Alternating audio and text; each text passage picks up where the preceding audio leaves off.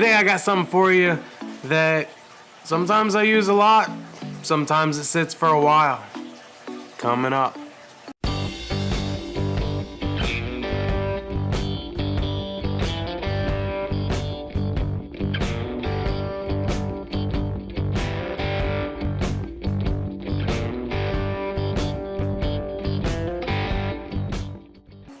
Alright, what I got for you today, it's a Dremel. Now, I've had this Dremel for a long time. If you don't know what a Dremel is, it's a rotary cutting tool.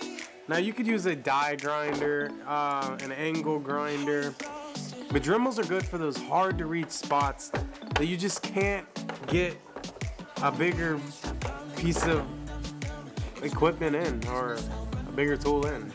Now on this one right here, I have a sanding bit. I mean, you can buy kits like this. This kit was, I think, around $20. It's got polishing wheels, sanding wheels, cutting disc. You can do a number of different things with this. Now on the Dremel, there's different settings right here, and these are speeds. It goes off, low, and high. Some of the more higher end Dremels, I have another one, and it has increment settings that you can change. I don't know where that Dremel is right now. It was a little more money than this one. I think it was like $120 for the kit that I had. But this Dremel does the trick too. It's just got a high and a low. The other one has multiple speeds, and I think it ranges. It's pretty wide range. I'm not gonna say because I'm not exactly sure. But the things with a Dremel, it's just like a grinder. It's got this head on it. Comes with a little wrench. You press this thumb button right there. Put your wrench on. Turn just like a drill chuck. You crack it. You loosen that thing up, and then you can slide out your bits. Pretty simple. You can also build your own bits. Say I got this thing right here. It's got a little screw on the end of it. You can see that. And you take that screw off, you take a cutting disc. This one's broken. Now that's one thing, these things do break and they shatter, so wear safety glasses when using any kind of cutting device, torches, grinders, cutting wheels, die grinders, Dremels, it doesn't matter. Dremels are actually pretty bad about this. Once these things start going, they shred, they fly apart into pieces. But you would take that, let me find a better example. Here's a grinding stone or a polishing wheel.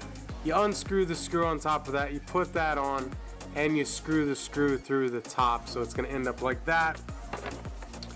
You put it back in there, you hold down the thumb button, and you tighten it back. It's pretty simple.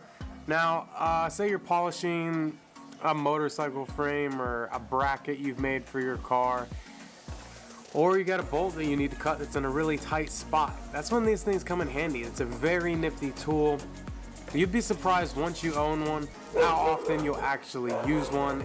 I mean, I use it a lot. My dog was chasing a car. But very versatile tool. This one came in this carrying case right here. I have another one that had a big carrying case, and it's like the carrying case, but that's the one with multiple speeds. This one's just a high and a low. And then you can buy one of these for around $20. And this one, all it has in it, it's sanding disc, cutting disc, and polishing wheels. You got your polishing wheels here, cutting disc, sanding disc, your extra attachments, grinding stones. There's a lot you can do with this. You can see that there, the cutting disc already attached. Here's the little grinding stones. Some of them are missing, or I've lost them or used them. But as you can see, they're just very versatile tools, and that's why this tool is cool. Now you can use these anywhere you want. Go pick yourself up one. I guarantee you'll use it at some point in time. This has been Life in a Mustang with a type of episode I like to call This Tool is Cool.